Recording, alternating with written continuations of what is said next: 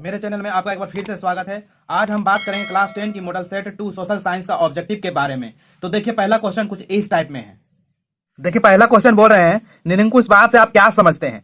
तो देखिए निरंकुशवाद का मतलब होता है जहां पे कोई अंकुश ना लगाए उसे हम लोग निरंकुशवाद बोलते हैं। देखिए यहाँ पे निरंकुशवाद का सामान्य अर्थ एक ऐसी सरकार शासन व्यवस्था है जिसका सत्ता पर किसी प्रकार का कोई अंकुश नहीं होता है, यानी कि कोई अंकुश नहीं लगा सकता है। इतिहास में ऐसी राजशाही सरकारों को निरंकुश सरकार कहते हैं जो अत्यंत केंद्रीकृत सैन्य बल पर आधारित और दमनकारी सरकारें होती हैं। यानी कि निरंकुशवाद का मतलब जो होता है एक ऐसी राज व्यवस्था जहां पे अंकुश नहीं हो, कोई चीज का अंकुश नहीं हो, उसी को हम लोग क्या बोलते हैं, निरंकुशवाद। ठीक है मेरे दोस्त, अब आते हैं क्वेश्चन नंबर 2 की ओर। क्वेश्चन नंबर 2 में देखिए यहाँ पे बोल रहे हैं 19वीं सदी में यूरोपीय लोग भागकर अमेरिका क्यों जाने लगे थे।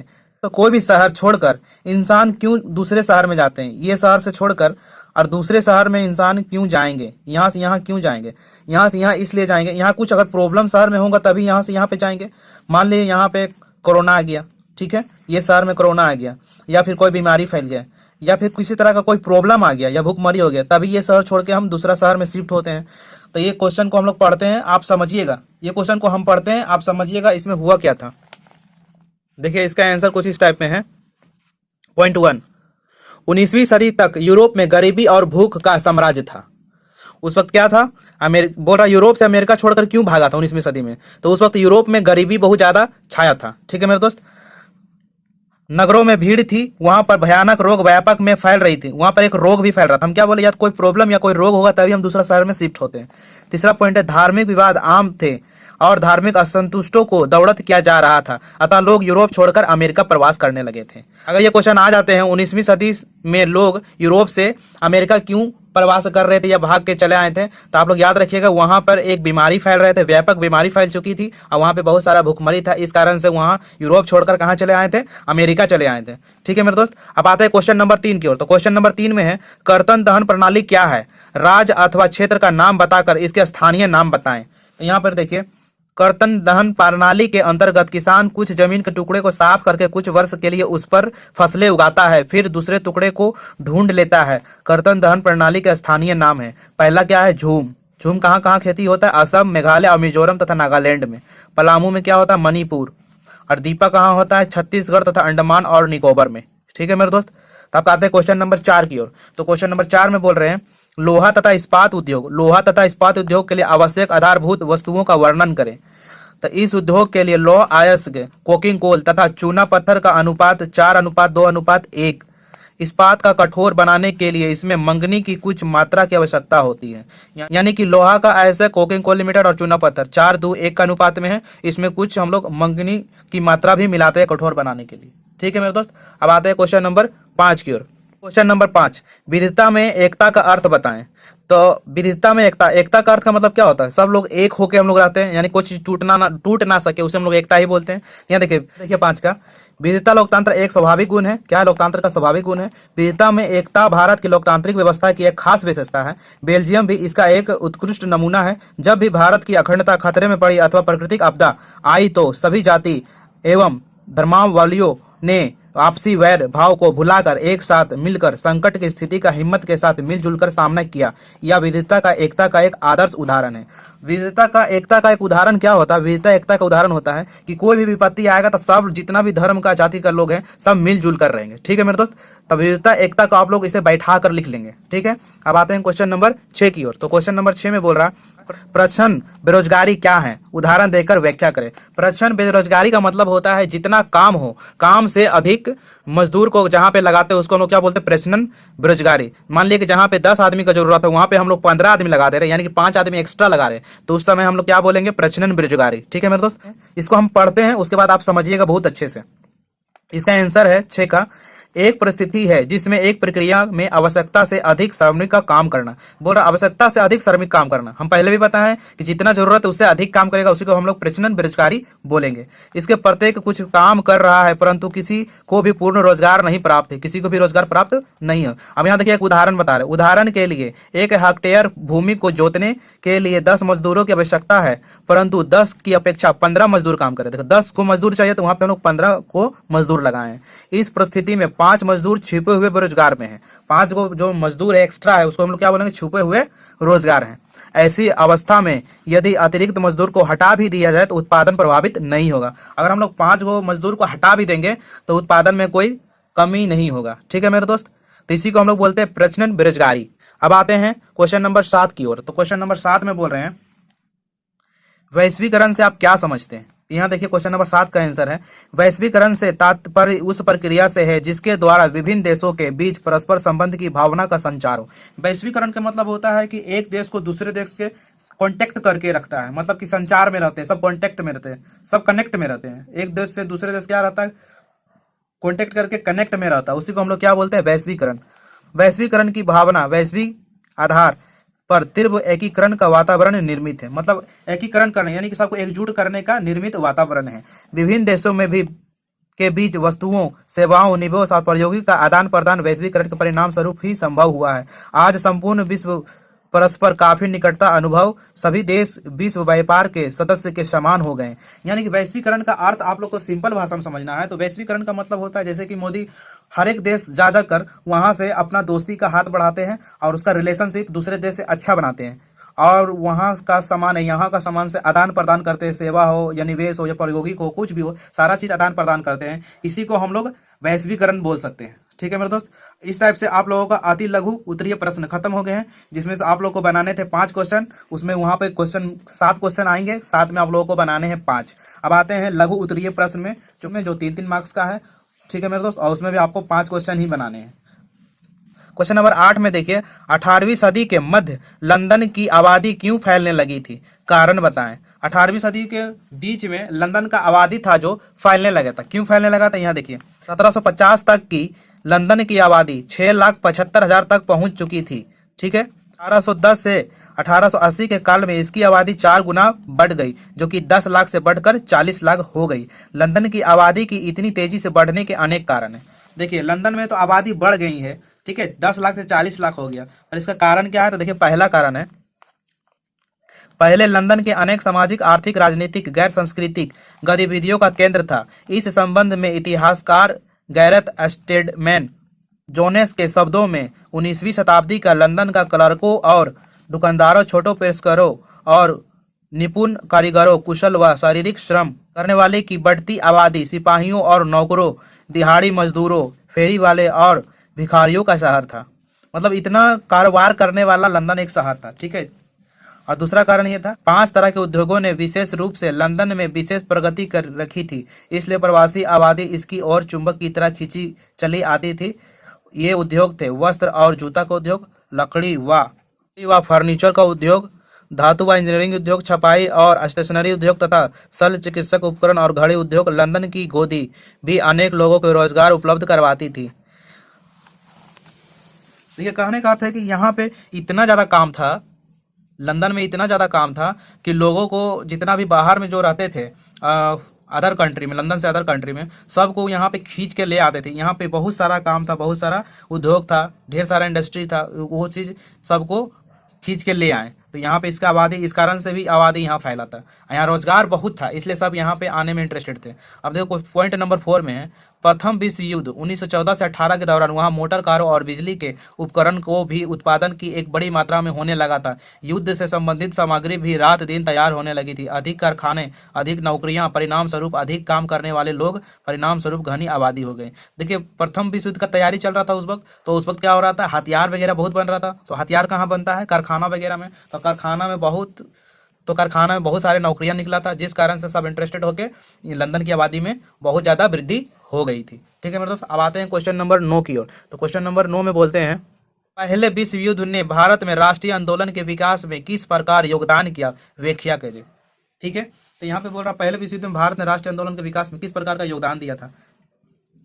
यहाँ देखिए क्वेश्चन में आंसर है इसका, युद्ध व्यय की पूर्ति के लिए ब्रिटेन ने अपने उपनिवेशों पर अतिरिक्त कर भार आरोपित किए, जिसके परिणाम स्वरूप उपनिवेशों में विकट आर्थिक एवं राजनीतिक स्थिति उत्पन्न हुई। सरकार की आर्थिक नीतियों से वस्तुओं की कीमतें अप्रत्याशित रूप से बढ़ गई। भारी संख्या में भारतीय सैनिकों को युद्ध में झोंक दिया गया। गांवों में सिपाहियों का जबरन भर्ती किया गया, मतलब गांव में सिपाहियों का जबरन भर्ती उर्ती करवाया था वहां पे। देखिए देश के कई भागों में फसलें नष्ट हो गई, जिसके परिणाम स्वरूप खाद्यों की कमी हो गई तथा कई क्षेत्रों में अकाल पड़ गए। इसी बीच फ्लू जैसी महामारी फैल गई जिससे भारी संख्या में लोग मारे गए। उपयुक्त परिस्थितियों के प्रति सरकार का रूप न सिर्फ उदासीन बल्कि असहयोगात्मक रहा, जिसके परिणाम स्वरूप लोगों में सरकार के प्रति असंतोष और विद्रोह का भाव पनपा तथा लोग राष्ट्रवादी आंदोलन के लिए मजबूर हो गए। ठीक है, उस वक्त हुआ था क्या, फसल सारा नष्ट हो गया था। उस वक्त फसल सारा नष्ट हो गया था, चारों तरफ अकाल पड़ गया था और फ्लू और महामारी भी उसी वक्त आ गया था, जिस कारण से ये लोग मजबूर होके आंदोलन चलाना स्टार्ट कर दिया था। ठीक है, अब आते हैं क्वेश्चन नंबर 10 की ओर। क्वेश्चन नंबर 10 देखिए, परंपरागत तथा गैर परंपरागत ऊर्जा के साधनों में अंतर स्पष्ट करें। तो इसका आंसर है, परंपरागत साधन किसको बोलते हैं? परंपरागत साधनों को पुनः प्राप्त किया जा सकता है, जैसे कि सूर्य, वायु, कोयला, तेल, प्राकृतिक गैस से उत्पन्न की गई। ठीक है, गैर परंपरागत मतलब क्या होता है? जिससे गैर परंपरागत साधनों को पुनः प्राप्त संभव नहीं है, जैसे सूर्य, ज्वार भाटे, जौ, थर्मल, बायोगैस, खेतों और पशुओं का कूड़ा करकट, मनुष्य का मल मूत्र आदि। ठीक है, अब आता है क्वेश्चन नंबर 11 की ओर। क्वेश्चन नंबर 11 में बोल रहा है, उद्योग पर्यावरण को कैसे प्रदूषित करते हैं? उद्योग में क्या हुआ, कंपनी जितना भी कारखाना वगैरह है वो प्रदूषित पर्यावरण को कैसे कर रहे हैं? देखिए, कारखाना में चिमनी वगैरह रहता है जिससे धुआं निकलता है, जिस कारण से इन्वायरमेंट में पूरा वायु प्रदूषण फैल रहा है, फिर जल प्रदूषण हो रहा है, ध्वनि प्रदूषण, बहुत तरह का प्रदूषण। आप लोग याद रखिएगा 3 तरह का प्रदूषण होता है। इन कंपनी कोई नया खुलेगा तो 3 तरह का प्रदूषण होगा। ठीक है, पहला है वायु प्रदूषण। उद्योग 4 प्रकार के प्रदूषण के लिए उत्तरदायी है, वायु, जल, भूमि तथा ध्वनि। ये 4 प्रकार का वो लोग प्रदूषण होता है कहीं पे भी कारखाना खोलने में। ठीक है, उद्योग द्वारा छोड़ा गया धुआं वायु तथा जल की बुरी तरह से प्रभावित करता है। अधिक अनुपात में अनचाही गैसों की उपस्थिति जैसे कि सल्फर डाइऑक्साइड तथा कार्बन मोनोऑक्साइड वायु को प्रदूषण का कारण है। वायु में निलंबित कणनुमा पदार्थों में ठोस व द्रव्य दोनों ही प्रकार के कण होते हैं, जैसे कि धूल, स्प्रे, कुहासा तथा धुआं। मानव निर्मित प्रदूषण मानव, स्वस्थ पशुओं, पौधों, इमारतों तथा पूरे पर्यावरण पर दुष्प्रभाव डालते हैं। कहने का अर्थ है, वायु प्रदूषण कैसे होता है? वहां से ढेर तरह का गैस निकलता है, चल रहा है, जहरीला गैस वहां से निकलता है कारखाना से। वही सब क्या हो रहा है, एनवायरमेंट में फैल रहा है, चिमनी वगैरह, धुआं वगैरह निकल रहा है, सब क्या एनवायरमेंट को खराब कर रहा है। अब देखिए दूसरा, जल प्रदूषण। जल प्रदूषण क्या होता है? मान लीजिए वहां से कोई लिक्विड जल, कारखाना से कोई जहरीला लिक्विड अगर बहाया जा रहा है तो क्या होगा, डायरेक्ट नदी में चले जाएंगे, तो नदी का पानी भी क्या हो जाएगा, खराब हो जाएंगे। ठीक है, तो देखिए जल प्रदूषण के अनेक साधन हैं। सबसे महत्वपूर्ण औद्योगिक अपशिष्ट हैं जिन्हें नदियों में छोड़ा जाता है। अपशिष्ट मतलब कोई भी पदार्थ नदी में जाके कूड़ा करकट फेंक देता है वो लोग, कारखाना वाला। ठीक है, जिन्हें नदियों में छोड़ा जाता है। ये कार्बनिक तथा अकार्बनिक दोनों होते हैं। कोयला, रंजक, साबुन, कीटनाशक, उर्वरक, प्लास्टिक, रबड़ जल के समान प्रदूषक, जल को प्रदूषित करने वाले प्रमुख उद्योग है। यानी कि जल में हम लोग कुछ भी कूड़ा करकट हम लोग भी जाकर फेंक देते हैं, इस तरह से जल प्रदूषण भी हो रहा है। लुगदी, वस्त्र, रसायन तेल, शोघन सलाएं, इलेक्ट्रोप्लेटिंग उद्योग आदि औद्योगिक अपशिष्ट भूमि तथा मृदा को भी प्रदूषित कर देता है। ठीक है, देखिए पॉइंट नंबर 3, ध्वनि प्रदूषण कैसे होता है? जैसे कि कारखाना में आप लोग देखे होंगे कि कारखाना में बहुत सारे बड़े बड़े मशीन होते हैं जो कि बहुत ही आवाज करते हैं, जिससे क्या होता है, ध्वनि प्रदूषण होते हैं। तो अवांछित ध्वनि प्रदूषण।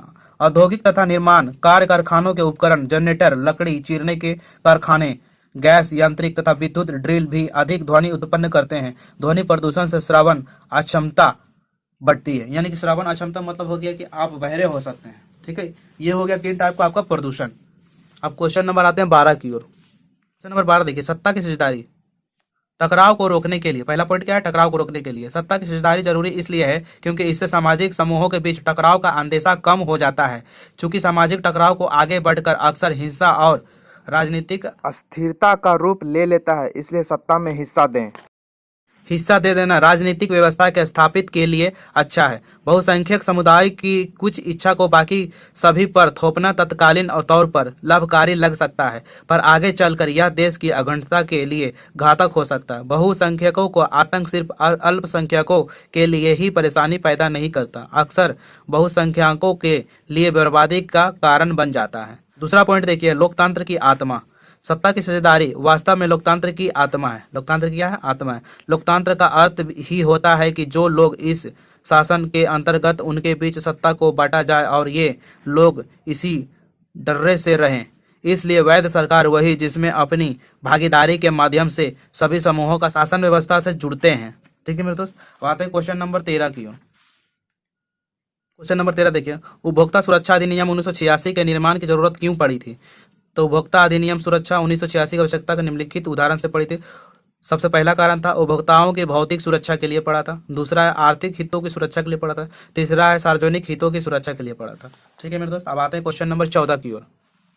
क्वेश्चन नंबर 14 देखिए, राजनीतिक दल के कार्य क्या है, किन्हीं तीन वर्णन को कीजिए। राजनीतिक दल का कार्य क्या होता है? राजनीतिक दल ऐसे लोग का समूह जो एक जैसे विचार रखते हैं और जो देश के विभिन्न समस्याओं पर एकमत होते हैं, उस राजनीतिक दल का नाम दिया जाता है। राजनीतिक दलों का महत्व देखिए क्या है, भूमिकाएं एवं कार्य। उसका कार्य क्या होता है? लोकतंत्र राजनीतिक दलों का अपना विशेष महत्व होता है। प्रजातंत्र में ये उनके महत्वपूर्ण कार्य करते हैं। पहला पॉइंट है, राजनीतिक दल चुनाव लड़ते हैं और अपने उम्मीदवारों को अधिक से अधिक मत से जिताने का प्रयत्न करते हैं। यानी कि चुनाव लड़ते हैं और अधिक से अधिक अपना पार्टी को क्या अधिक से अधिक वोट देकर जिताने का प्रयत्न करते हैं। दूसरा देखिए, राजनीतिक दल अलग अलग नीतियों और कार्यक्रमों में मतदाताओं के सामने रखते हैं, उनका समर्थन हासिल करके प्रयत्न करते हैं। तीसरा है, राजनीतिक पार्टियों में देश के कानून निर्माण महत्वपूर्ण भूमिका निभाती है। ठीक है, अब आते हैं लॉन्ग क्वेश्चन की ओर। लॉन्ग क्वेश्चन आप लोगों को 3 क्वेश्चन बनाने हैं। ठीक है, अब इसमें लॉन्ग क्वेश्चन देखते हैं, कुछ इस टाइप में है। इस युद्ध ने भारत राष्ट्र आंदोलन विकास किस प्रकार योगदान किया, व्याख्या करें। ठीक है, युद्ध व्यय पूर्ति के लिए ब्रिटेन ने अपने उपनिवेशों पर अतिरिक्त कर भार आरोपित किए, जिसके परिणाम स्वरूप उपनिवेशों में विकट आर्थिक एवं राजनीतिक स्थिति उत्पन्न हुई। सरकार की आर्थिक नीतियों से वस्तुओं की कीमतें अप्रत्याशित रूप से बढ़ गई। भारी संख्या में भारतीय सैनिकों को युद्ध का झोंक दिया गया। गांव में सिपाहियों का जबरन भर्ती कराया गया। ठीक है, देश के कई भागों में फसल नष्ट हो गई, जिसके परिणाम स्वरूप खाद्यों में कमी हो गई। कई क्षेत्रों में अकाल पड़ गए। इसी बीच फ्लू जैसी बीमारी फैल गई, जिससे भारी संख्या में लोग मारे गए। उपयुक्त परिस्थितियों के प्रति सरकार का रूप न सिर्फ उदासीन बल्कि असहयोगात्मक रहा, जिसके परिणाम स्वरूप लोगों में सरकार के प्रति असंतोष, विद्रोह का भाव पनपा तथा लोग राष्ट्रवादी आंदोलन के लिए मजबूर हो गए। ठीक है, इसलिए क्या हो गया था, मजबूर हो गए। क्वेश्चन नंबर 16 देखिए, मार्टिन लूथर कैसे मुद्रण के पक्ष में था और उसकी खुलेआम प्रशंसा की, व्याख्या कीजिए। इसका आंसर देखिए, लूथर जर्मनी का एक पादरी था। लूथर क्या था? जर्मनी का एक पादरी था। वह धर्म सुधार आंदोलन के लिए प्रमुख सुधारकों में से एक था। वह स्वयं रोम गया, परंतु उसे यह देखकर बहुत दुख हुआ कि पोप और पादरी आध्यात्मिक विषयों से बहुत दूर है और सांसारिक विषयों में उलझे पड़े हैं। जर्मनी वापस आकर उसने पोप और पादरियों के भ्रष्ट जीवन का भंडा फोड़ दिया। शीघ्र ही उसने पोप द्वारा बेचे जाने वाले क्षमा पात्रों का खुला विरोध करना शुरू कर दिया। उसके प्रयत्नों के फलस्वरूप प्रोटेस्टेंट मत का जन्म तथा विकास हुआ। ठीक है, अब पढ़ते हैं आगे। मार्टिन लूथर द्वारा न्यू स्टेटमेंट 5000 प्रतिलिपियां कुछ सप्ताहों में ही बिक गई और उसका दूसरा संस्करण 3 महीने के अंदर अंदर छप गया। तभी प्रश्न होकर लूथर ने प्रिंटिंग ईश्वर को दी गई महानतम देन है, सबसे बड़ा तोहफा है। क्वेश्चन नंबर 17 देखिए, भारतीय रिजर्व बैंक अन्य बैंकों की गतिविधियों पर किस तरह नजर रखती है, यह जरूरी क्यों है? तो देखिए इसका आंसर है, भारतीय रिजर्व बैंक निम्नलिखित प्रकार से अन्य बैंकों पर गतिविधियों पर नजर रखता है। कैसे नजर रखता है? पहला पॉइंट, बैंकों को अपनी जमा राशि 15% भाग नकद के रूप में रखना पड़ता है। भारतीय रिजर्व बैंक देखता है कि क्या बैंक इतनी राशि नकद के रूप में रख रहे हैं या नहीं। दूसरा पॉइंट देखिए, भारतीय रिजर्व बैंक द्वारा दिए गए ऋणों पर भी निगरानी रखता है ताकि वह अमीर और गरीब में किसी प्रकार का भेदभाव ना करें और सबको समान रूप से ऋण दे। सबको समान रूप से ऋण देता, चाहे अमीर हो चाहे गरीब हो, ऋण सबको समान रूप से देता है। बैंकों के लिए आवश्यक है कि वह समय समय पर जानकारी भारतीय रिजर्व बैंक को दे। इस प्रकार भारतीय रिजर्व बैंक अन्य बैंकों पर निगरानी रखता है ताकि सभी बैंक बिना किसी भेदभाव के सबको समान शर्तों पर ऋण की सुविधा करवाएं। क्वेश्चन नंबर 18 देखिए, दबाव समूह और राजनीतिक दलों के आपसी संबंधों का स्वरूप कैसे होता है, वर्णन कीजिए। दबाव समूह और राजनीतिक दलों के आपसी संबंध निम्नलिखित रूपों से हो सकता है। पहला देखिए क्या है, कई मामलों में दबाव समूह राजनीतिक दलों पर द्वारा बनाए ही जाते हैं। ये समूह इन राजनीतिक दलों की सभाओं के रूप में कार्य करते हुए उनके लिए आवश्यक जन समर्थक जुटाने का कार्य करते हैं। उदाहरण के लिए भारत के अधिकतर मजदूर संगठन और छात्र संगठन। पॉइंट नंबर दूसरा देखिए, कभी कभी आंदोलन ही राजनीतिक दल का रूप अख्तियार कर लेते हैं। उदाहरण के लिए असम आंदोलन, जो असम के छात्रों द्वारा विदेशी लोगों के विरुद्ध चलाया गया था, ने ही बाद में असम गण परिषद का रूप का धारण कर लिया। ठीक है, पॉइंट नंबर 3 देखिए क्या है, कई परिस्थितियों में दबाव समूह तथा राजनीतिक दलों में प्रत्यक्ष संबंध न होकर विरोधी संबंध होता है, परंतु इस अवस्था में भी इनके मध्य संवाद कायम रहता है और इनके बीच सुलह की बातचीत चलती रहती है। देखो क्वेश्चन नंबर 19 में बोल रहे हैं, मानचित्र निम्नलिखित में से प्रदर्शित है। बोल रहा गेहूं उत्पादक क्षेत्र कहाँ होते हैं। तो देखिए आप लोग लास्ट में एक फिगर देंगे, हर में एक तो फिगर देंगे। तो फिगर में इसमें देखिए क्वेश्चन आपको बनाने हैं 3। तो 3 बनाने हैं आपको। फिगर वाला अगर हार्ड लग रहे हैं तो फिगर वाला आप लोग नेगलेक्ट कर दीजिएगा, एग्जाम में नहीं बनाइएगा। आप 3 दूसरा क्वेश्चन चूज कर लीजिएगा, ठीक है। 19 नहीं भी बनाइएगा तो लास्ट वाला क्वेश्चन चलेगा। अगर आपको याद हो जा रहे फिगर तो आप बना सकते हैं, ठीक है। बोला गेहूं कहाँ होंगे, तो यहाँ देखिए गेहूं, ये सब क्या लगा हुआ है, ये सब गेहूं लगा हुआ है, ठीक है। तो इस तरह से आप भारत का चिन्ह देखिए, यहाँ पे आप लोग गेहूं, इस तरह से भारत का चिन्ह देखिए कैसे बना हुआ है। इस टाइप से आपको बनाना है, कहाँ पे गेहूं लगा हुआ है, यहाँ पे लिखना होगा गेहूं, तो गेहूं क्षेत्र इस टाइप से दिल्ली कर दीजिएगा पॉइंट। ये विशाखापट्टनम है, ये लाल मिट्टी का क्षेत्र है, ये अरब सागर है। इस तरह से जहाँ जहाँ पे है वहाँ वहाँ पे आप लोग डाल दीजिएगा। अगर आप लोगों को हार्ड क्वेश्चन मिल गए मैप का तो क्वेश्चन नंबर 19 को नहीं बनाइएगा, ठीक है। क्वेश्चन नंबर 19 नहीं बनाइएगा और 3 तो क्वेश्चन दूसरा सेलेक्ट कर लीजिएगा जो जिसमें मैप नहीं है, ठीक है मेरे दोस्त। ठीक है मेरे दोस्त, तो इस टाइप में आप लोगों का सेट 2 कंप्लीट हो गए हैं। अब मिलते हैं अगले वीडियो में सेट 3 के साथ। अगर पिक्चर क्वालिटी में थोड़ा बहुत प्रॉब्लम हो रहा है मेरे दोस्त तो पिक्चर क्वालिटी वहाँ पे बढ़ा लीजिएगा। अगर वीडियो अच्छे लगे तो मेरे चैनल को सब्सक्राइब करना ना भूलें। तब तक के लिए नमस्कार।